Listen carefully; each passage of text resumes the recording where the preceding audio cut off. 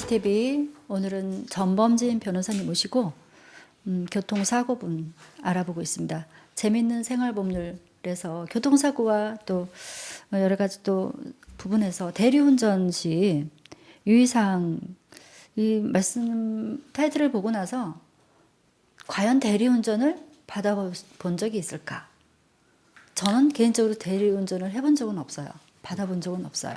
네, 대리운전 이용 시 유의사항에 대해서 말씀드리겠습니다. 저도 대리운전을 하는 경우에 이 정도까지 확인은 어렵습니다만은 이게 문제가 많이 발생하니까 유의하실 부분을 좀 말씀드리겠습니다. 이용자의 휴대전화를 이용해서 대리 기사를 호출하시고요. 대리운전 기사 운전면허증을 확인하셔야 됩니다. 간혹 운전면허가 없는 경우도 있습니다. 그리고 뭐 이것까지 요구하기에는 쉽진 않은데 보험가입증을 보여줄 것을 요청을 해야 됩니다. 그 자세한 이유는 뒷부분에 나와 있습니다. 네. 그리고 목적지에 도착 후 안전하게 주차되었는지 확인하고 요금을 지불해야 됩니다.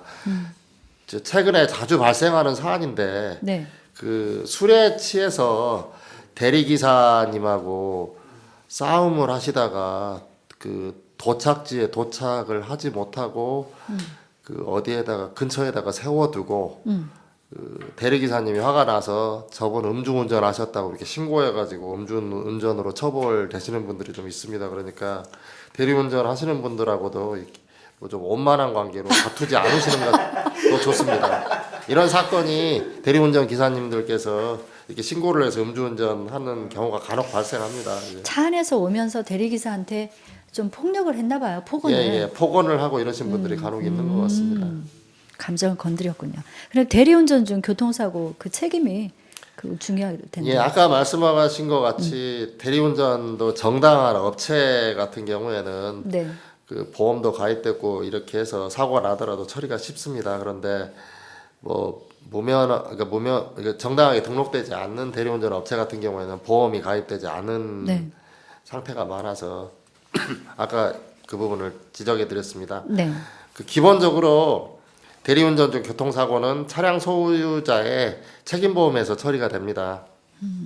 대법원 판례에 따르면은 자동차 손해배상보장법이 적용이 되고 대리운전자가 운전을 했음에도 불구하고 차량 소유자에게 책임이 발생합니다. 그리고 책임 한도를 초과한 부분, 책임보험의 한도를 초과한 부분은 대리운전 업체가 가입한 보험에서 처리가 되는데요. 실제로 대리운전 업체가 보험을 가입하고 있는 비율이 낮습니다. 그래서 아까 말씀한 바와 같이 네. 보험 가입증을 확인해 보시라고 하는 겁니다. 그리고 보험 가입 시에 운전자 범위를 가족 또는 배우자로 한정하기 때문에 종합보험 혜택을 못 받는 경우도 많습니다. 그러니까 주의하시기 바랍니다. 우리 변호사님, 재미있는 생활법률에서 지금 교통사고 부분하고 이제 대리운전까지 왔는데 또 불금이라고 요즘에는 좀 신종어가 나타났잖아요. 예, 예. 불금 즐기세요?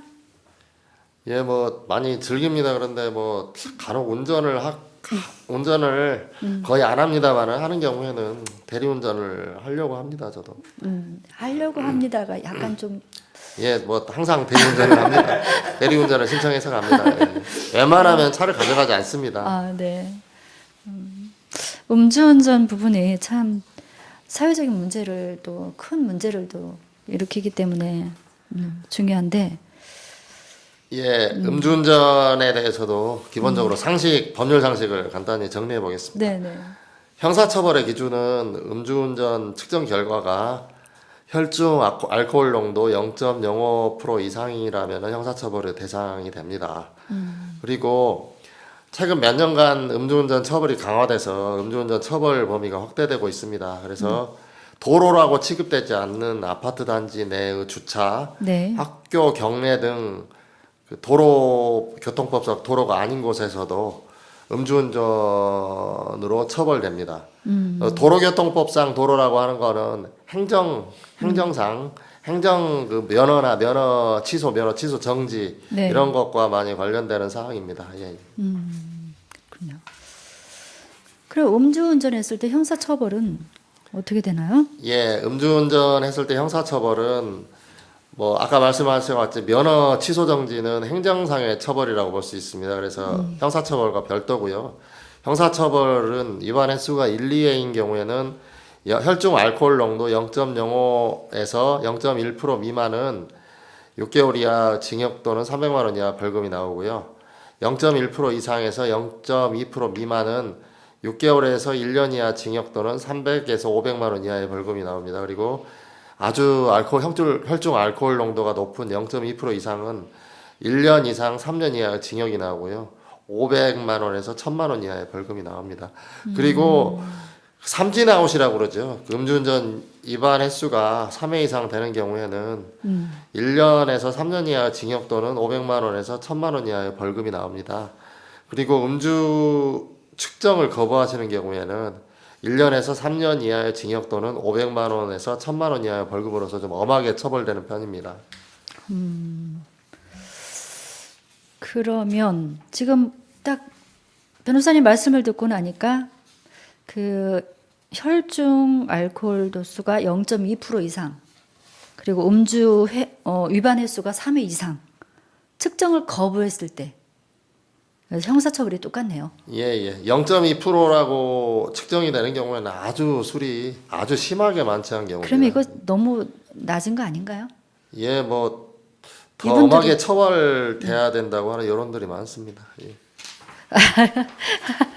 하지 말아야 되는데 그 예. 센서가 자동차가 그 운전자를 거부하는 그런 자동차를 개발해야 될 것 같습니다. 예. 뭐 알코올 냄새만 맡으면 차가 움직이질 않는 거예요. 어때요? 예. 아주 좋은 방안 같습니다. 아, 네. 음주운전 행정처분도 살펴봐 주시죠. 예, 아까는 형사처벌에 대해서 말씀드렸습니다.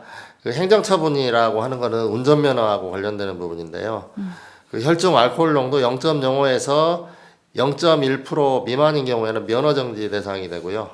그 혈중 알코올 농도 0.1 이상이거나 0.05% 이상인데 네. 뭐 사람을 다치게 하거나 사망한 경우 그리고 2회 이상 면허정지나 취소를 당한 사람이 혈중 알코올 농도 0.05 이상 상태에서 운전한 경우 뭐 술에 취한 상태라고 인정할 만한 상당한 이유가 있음에도 음주 측정을 거부한 경우 이런 경우에는 뭐 0.1% 이상이 아니더라도 면허 취소가 됩니다. 그러니까 이 부분을 유념해 주시기 바랍니다. 한마디로 이런 거 복잡하니까 머릿속에 기억하지 말고 자동차가 아직은 센서 감지가 안 되니까 나 술 마셨어. 아, 그럼 주인님 가지 맙시다. 그런 차가 아직 없으니까 술을 마시지 말아야 되는데 술을 없애야 되겠어요. 술을. 네. 그렇죠. 술을 없애야 되겠네. 아, 참 안타깝습니다. 음주 면허 취소 받은 사람 또 구제하는 방법이 있네요. 예, 운전면허 취소 구제 방법입니다. 뭐 음주운전을 하지는 말으셔야 되겠지만은 네네. 그 뭐 부득이한 경우에 그에 대해서 구제 방법도 좀 알아두셔야 될 것 같습니다. 이의 신청이라고 하는 거는 해당 경찰서에 그 음주운전 면허 정지나 면허 취소가 부당하다고 그 해당 경찰서에 청구하는 건데요. 이런 경우에는 처분 받은 날로부터 60일 이내에 합니다. 그런데 이 경우에는 그 택배 운전이나 택시 운전 같이 생계형, 네. 생계하고 관련되시는 분만 구제되는 경향이 있습니다. 그리고 그 비생계형인 경우에는 행정심판과 행정소송을 진행을 하시는데요. 이 운전면허 취소와 관련되는 경우는 행정심판 전치주의라고 해가지고 행정심판을 반드시 거쳐야 됩니다. 그래서 행정심판은 운전면허 처분 그 통지서를 받은 날, 그게 네. 안날이죠. 그래서 그날로부터 90일 이내, 처분이 있은 날로부터 180일 이내에 행정심판을 제기해야 되고요. 네. 행정소송은 처분 사실 안날로부터 90일 이내, 처분이 있은 날로부터 1년 이내에 소송을 제기해야 됩니다. 맞습니다. 그 기간은 알고 있어야 될 것 같습니다. 통상 90일 정도라고 생각하시면 90일. 됩니다. 예.